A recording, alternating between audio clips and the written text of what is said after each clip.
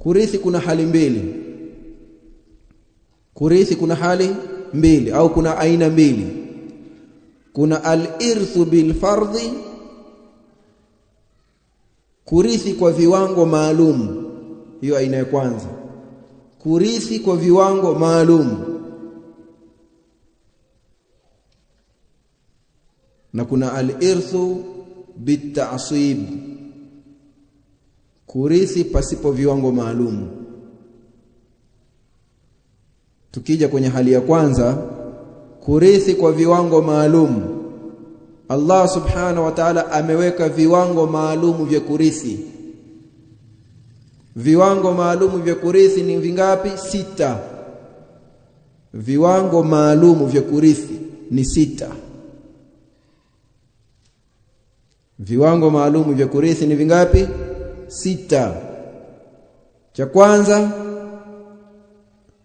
an-nisf, nusu. Kuna mtu anarithi nusu ya mali ya marehemu. Mtu amekufa, kuna mtu huyo anarithi nusu ya mali ya marehemu. Kama vile nani? Binti. Sawa? Binti wa marehemu anarithi nusu ya mali ya marehemu. Hali ya pili au kigawanyo faradhi ya pili au kiwango cha pili, kuna robo. Kuna wanaorithi robo, kama vile mume kumrithi mke wake au mke kumrithi mume wake, lakini kuna masharti.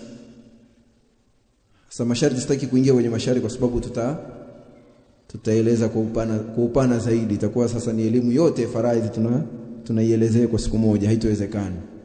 Lakini kuna vitu vijua vya mwanzo vinakusaidia na kukufungua sana kwenye kusoma mlango huu. Na hata kuwa na ile idea tu kuhusiana na mambo ya elimu ya mirathi. Na ni jambo natakiwa watu waliwekee muda wasome hasa. Kwa hiyo jambo la pili au kiwango cha pili ni robo. Kuna nusu alafu kuna robo. Alafu ya tatu kuna thumun. Thumuni 1/8. Ile nusu ni 1/2. Andika hiyo, ukiandika nusu andika na 1/2. Robo andika 1/4. Tatu thumun. Thumuni ni 1/8. Kuna watu wanarithi 1/8 kama vile mke. Sawa? Mke pia huwa anarithi 1/8 katika mali za mume wake kwa masharti maalum. Kiwango cha 4 theluthi 1/3. Athuluth theluthi hiyo 1/3. Kuna watu hurithi 1/3. 5 athuluthani, theluthi 2. Theluthi 2. Theluthi 2 inaandikwaje?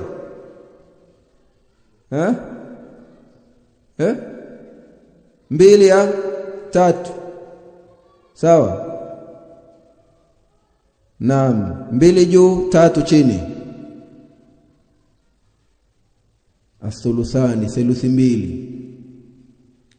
Na kiwango cha 6, kiwango maalum cha 6 ni athumun, 1/8. Hapana.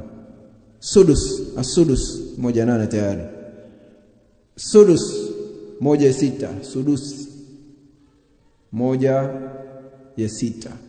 Kwa hiyo kuna watu maalumu ambao wanarithi kwa viwango maalum. Kuna watu maalumu wahurithi kwa viwango. Utaambiwa fulani yeye anarithi robo kwa masharti kadhaa, au anarithi thumun kwa masharti kadhaa. Akipata fabiha wa neema, hakupata basi. Kwa hiyo kuna watu hurithi kwa viwango maalum, na viwango maalum ndio hizo viwango 6 hivyo: nusu, robo, thumun 1/8, alafu theluthi 2 na sudusi 1/6. Hivi ni viwango maalum. Kwa hiyo kuna watu hurithi kwa viwango maalum, kwa masharti maalum. Alafu hali ya pili tunasema kuna watu wanarithi pasipo viwango. Kuna watu hurithi pasipo viwango. Hawa wanaorithi pasipo viwango na hawa wanaorithi kwa viwango wanaotakiwa kutangulizwa kwenye mirathi.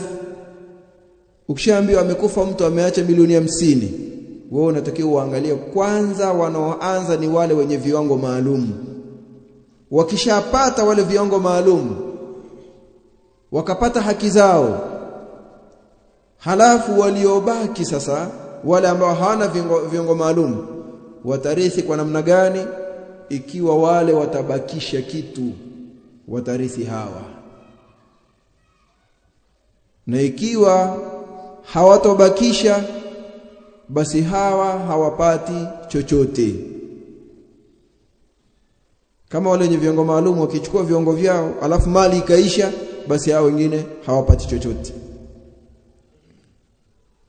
3, wakikosekana wale wenye viwango maalum, basi hawa backbenchers hawa, sawa Wanao ni backbencher hawa, wanabaki kusubiria tu.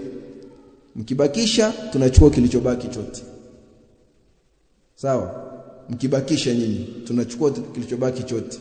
Hamkubakisha tunafanyaje? Tunakosa, tunatawakali kwa Allah, tunaondoka bwana, hatujapata chochote.